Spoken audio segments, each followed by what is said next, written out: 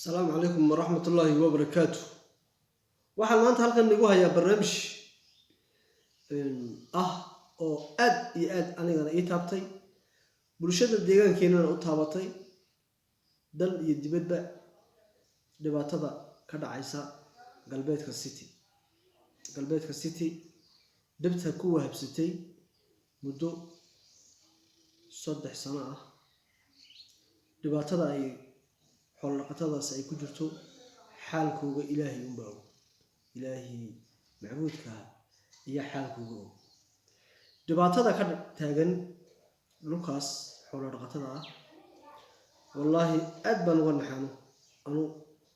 ani ahaantayda aad bay taabatay dhibaatadaas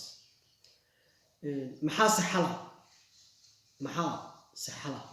sida uu masii ahaanayso laguma la sii soconayo xalku haday ka bulsho ahaan ay tahay iyo hadii ay tahay ka siyaasi ahaan iyo hadii ay tahay ka aqooniyan ahaan waa in laga tashado sidii bulshada xoolo dhaqatada loo sameeyo bixin lahaa culayska ay ku jiraan iyo mugdiga ay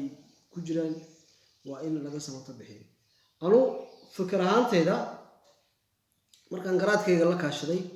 ee la sheekaystay afar qodob ay soo baxday afarta qodob ee soo baxday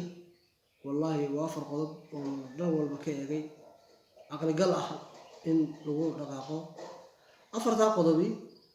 waa qodobka koowaad waa in la helaa gurmad gargaar ah inaan sheekayno maaha inaan wax soo dhigno maaha canfari qorshaha ay qaadatay haday media ahaan social media ahaan ay tahay iyo hadii ay ka siyaasi ahaan ay tahay hadii ay ka qurbo joog ahaan ay tahay dhammaantood wada marsan inagu se wali dhammaantood marsanaan iska daayay ma banhiin dadkii tusaale ama saansaanti dhammaan marro aan noqono waa nasiib daro waa in laga tashada waa qodobka labaad waa in laga tashada sidii loogu gurban lahaa shacabkaasi sidii loogu gurban lahaa waa in laga tashado oo la helo gargaar hadii dhalinyaro ay tahay hadii ay haween ay tahay hadii ay aqooniyaan ay tahay inaan isku tagno oo account u sameeyno account-ka aan u sameeynayna bulshada sidii loo gaarsiin lahaa komiteeyo iyo gudiyo loo dhiso sheeko ma waxa meesha u fadhiyo sheeko way dhamaatay waa in aanu salka taabana hadii waa in aanu gaashaanka qaadana hadii ayaanu oran lahaa waa qodobka saddexaad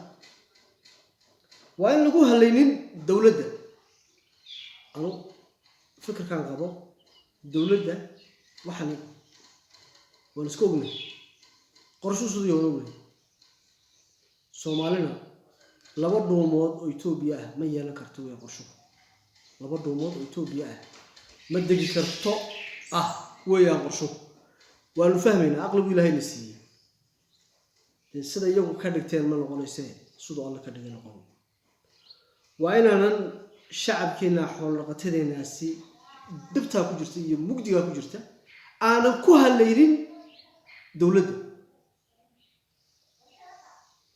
waa qodobka afraad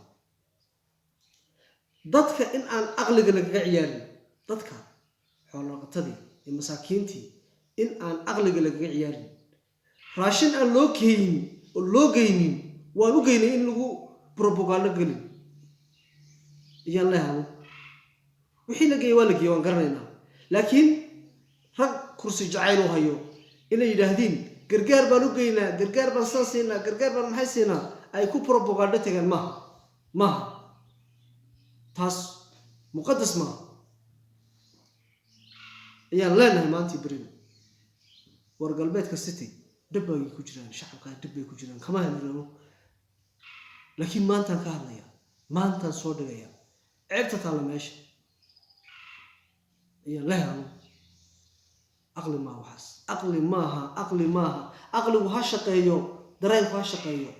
dadkaas iyay haystaan iyay yihiin inaan ilaalo weeyaan siyaasi walba shalay toole wuxuu ahaa aan garanayno inuu noo faano maaha inuu bulshada yiraahdo maaha raashinaan u geeyaa raashinaan siinaa gargaar baan siinaa halkuu ka siiya gargaar wixii la siiyo waan garanayna waan arkaynaa waan u joognaa laakiin aqli ma hinde aqli maaha inuu kursiga ku ilaashado dhibta iyo silica ay ku jiraan maaha